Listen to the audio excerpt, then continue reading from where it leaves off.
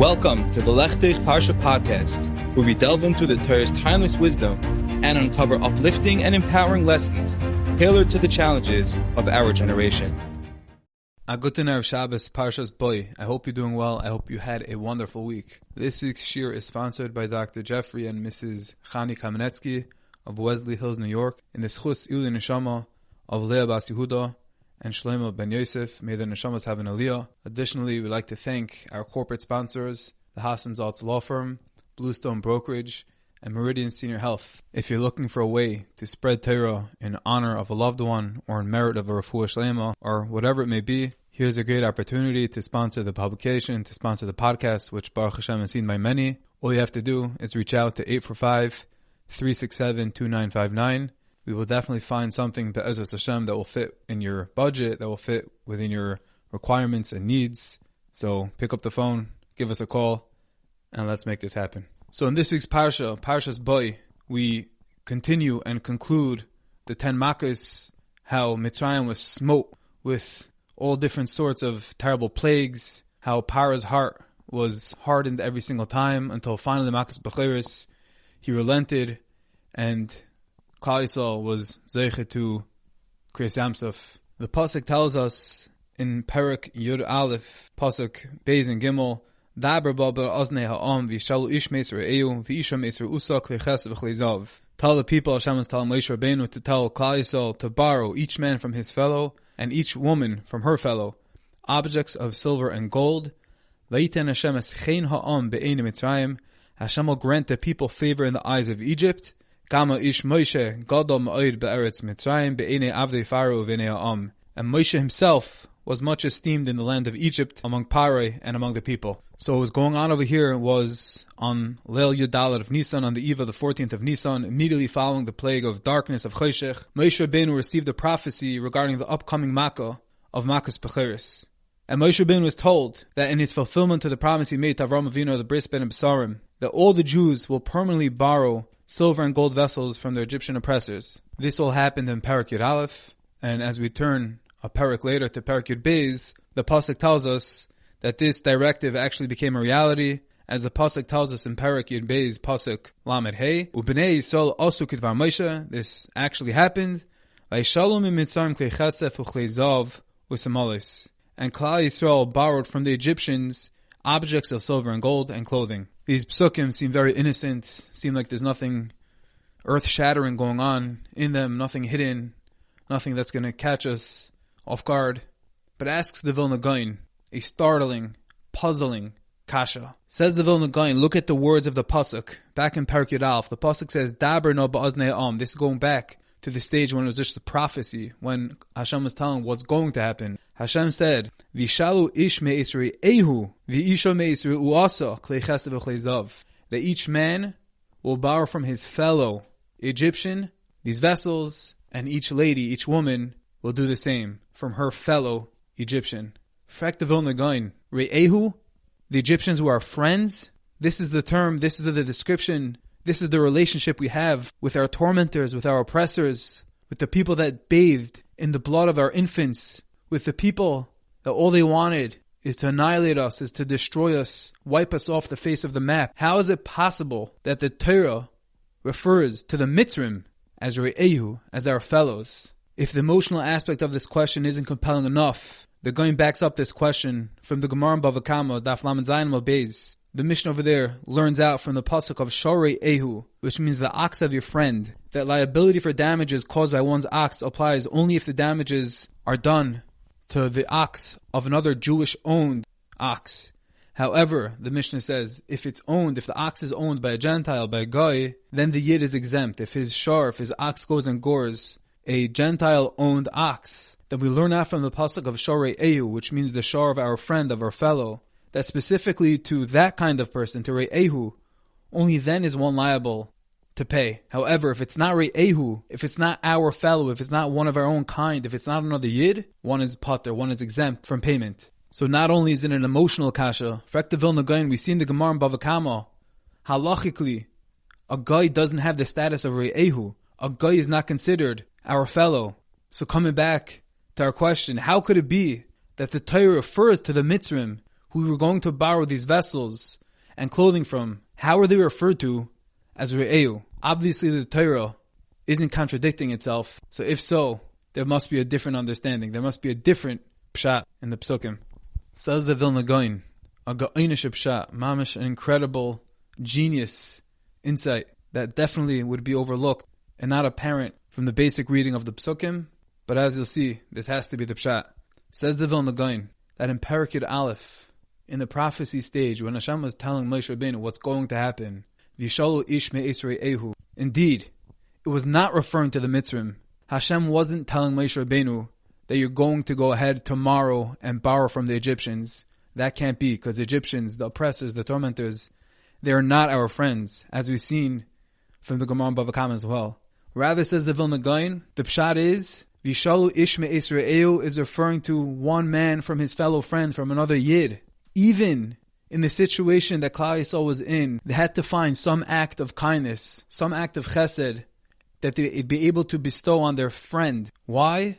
Because in order to activate Olam Chesed Ibana, says the Vilna Gaon, in order to get there, in order to reach the boundless shefa of kindness, in order that the Mitzrayim, the following day, should be able to shower Klal Yisrael with all of their possessions and valuables, gold and silver.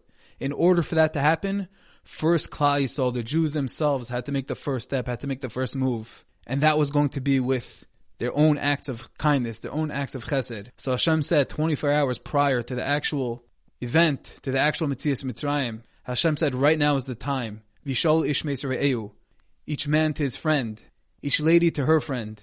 Go find something, go do some act of kindness to your friend. And by this virtue, you're going to trigger in Shemayim that by tomorrow things will be set for the kindness to be reciprocated and for you to walk out with the promise that was promised to Avraham Avinu, that you'll go out berchush gadol, that you're going to go out with gold and silver. And not only will these presents be given to Klal Yisrael reluctantly and begrudgingly against their will, but says the Orach Chaim, the Mitzrayim are going to literally force feed the suitcases of Klal Yisrael before they leave and just stuff them with all of their possessions, all of their gold and silver. But says the Gaon, the only way they would be able to be zeicha to that, to get to that level, for this all to happen, is only when they make the first step first, when they initiate. And when that happens, then everything else can unfold. Now, this is a beautiful pshat, and this has to be the pshat on the Pesukim, because Re'eu can't mean the Mitzrayim. It must mean our own people, another Yid. So we have pshat on the Pesukim. But the Gaon is telling us that somehow Klal Yisrael was supposed to do chesed for each other in Mitzrayim 24 hours before Kriyas Yamsuf, before Yetzias Mitzrayim. But what do they have? They had nothing. They were beaten to a pulp. They were tired.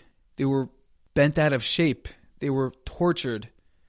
They had no ruach. They had no spirit left within them. They were just excited to get out. So what possible chesed can one Yid bestow to the other? They didn't have anything. They didn't have any food. They didn't have any money. They didn't have any resources. They didn't have bread. They didn't have their own bricks to build the cities for Paris. So where were they supposed to come up with things to share, with things to give? They didn't have meat boards. They didn't have cars. They didn't have anything. They didn't have herring. They didn't have schnapps to shtel at a kiddush. There was absolutely nothing. So what possible kindness, what act of chesed could they have done one with another? To answer this question, a strong question, a good question, one that has to be addressed, I think perhaps we can reference the story that Reb Shloimal'e tells over, the encounter he once had with the holy Hunchback. Reb Shloimal'e recounts a personal encounter sharing his meeting with the holy Hunchback that goes as follows. He said, I once went to Israel and met a hunchback sweeping the streets of Tel Aviv, and he mentioned he's from Piacezner. I was thrilled. I always wanted to meet someone from there. So Reb Shloimal'e asked him, did you ever see Reb Shloimal'e of Piacezner? And the hunchback replied, of course. I was in his yeshiva from age 5 until 11. And Reb Shloimal'e inquired about Shabbos and Piacezner. He wanted to hear all about it. He wanted to hear about the Kedusha, the holiness, what it was like. What was it like being with the Rebbe, Reb Shloimal'e? And the hunchback replied, he told him as follows. He told Reb Shloimal'e, those Shabbosim were surreal. They were extraordinary. They were in a different sphere. They were literally celestial, out of this world. And until Mashiach, there will never be such Shabbosim again. He said, just picture hundreds of young people pouring out their hearts, singing Shalom Aleichem. He said, there definitely will never be such Shabbosim until Mashiach. He said, the meals were so good, so holy. They were literally higher than paradise. And then Reb Shloimal'e asked, do you remember any teachings of Torah? Do you remember any of the Torah that the Rebbe said?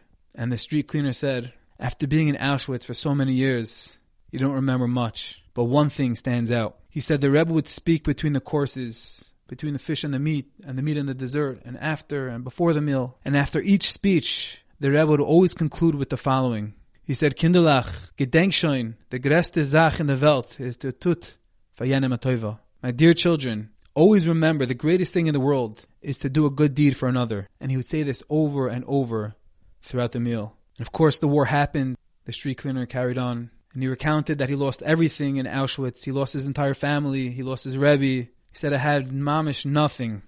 The pain was too great to bear. And there were so many times where I wanted to end my life. And every time I was on my way to do so, my Rebbe, the Piacezner's voice, would echo in my head. And my heart and spirit would be lifted. And even in Auschwitz, the opportunity to do for others was unbelievable. He continued to see everyone walked around with throbbing pain, loss, and desire not to be living. All their pain was bottled up inside, unable to be shared, because everyone else couldn't bear to hear their story while going through their own. But said the street cleaner, I was different.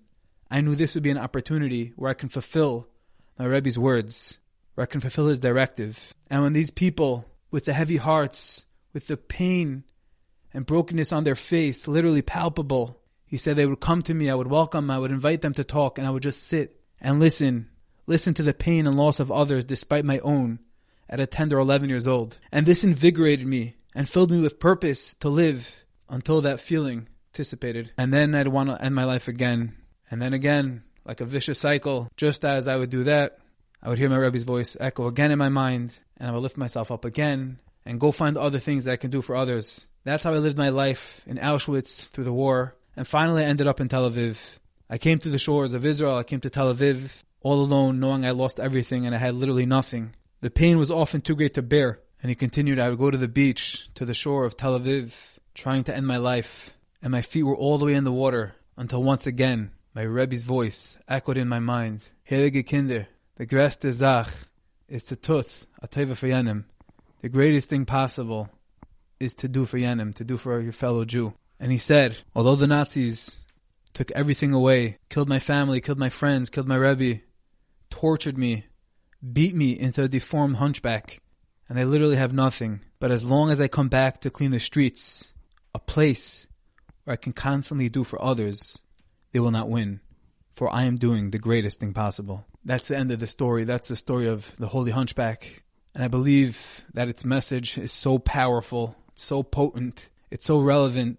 This ties back to the Vilna Gaon, who says that Klal Yisrael, they were doing chesed for each other even in Mitzrayim. The question was, what type of chesed? What do they have? The answer is, like the street cleaner, they found something, whether it was a smile, whether it was a hug, whether it was a tefillah for someone else, whatever it may be.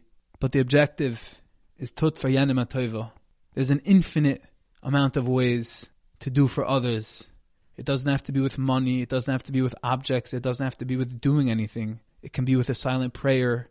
It can be with a gesture. It can be anything, as long as it's for Yenim. And as we're going through this war, we're still schlepping through. We're still being beaten. And we're losing Tyra Yidin, Tyra breather every day. The pain is so strong, so deep. But if you can learn, Maisa Avasim Labanim, if you can learn from the minhag of our forefathers, from what they did during their Mitzrayim, during their Gehenim, right before the liberation, they were busy doing chesed. Hopefully, if we increase in our chesed, we increase our sensitivity and our relationship and kindness for others. It doesn't have to be grand, it doesn't have to be big. You don't even have to know. Hashem knows. May our increase and our desire to do better and more for others, help others, enhance our achdus, in its truest sense of the word, to be ma'achid, Kol Yisrael Arivim Zel, is that to really feel it. Doesn't have to be that one is wearing a shtreimel and one has a gun on his shoulder. It could be our neighbor, it could be our friend, our chavrusa, our spouse, our kids, our cousin. The options are endless. There's so many relationships, people that we can do for, that we can daven for, that we can do kindness for. And like Klal Yisrael was redeemed in the schus of doing kindness for each other, as we see in the Psukim, it was V'yishalu ish meisr ve'eyu. That was what was needed in order for the Mitzrim to bestow kindness onto the Yidden, which was right before Yetzias Mitzrayim. May we exhibit the same thing. May we do for others, think about others, tracht for Yenim, Tut Fayanim, which is the greste Zach in the Welt, and may we see Yeshuas v'nechamis and be nigal redeemed from this terrible galus, from this terrible war, and be zeich to Mashiach tzidkenu b'mher v'meinu amen. I thank each and every one of you for listening. I hope you enjoyed, and I wish you all a wonderful Shabbos. I thank each and every one of you for listening. I hope you enjoyed, and I wish you a wonderful Shabbos.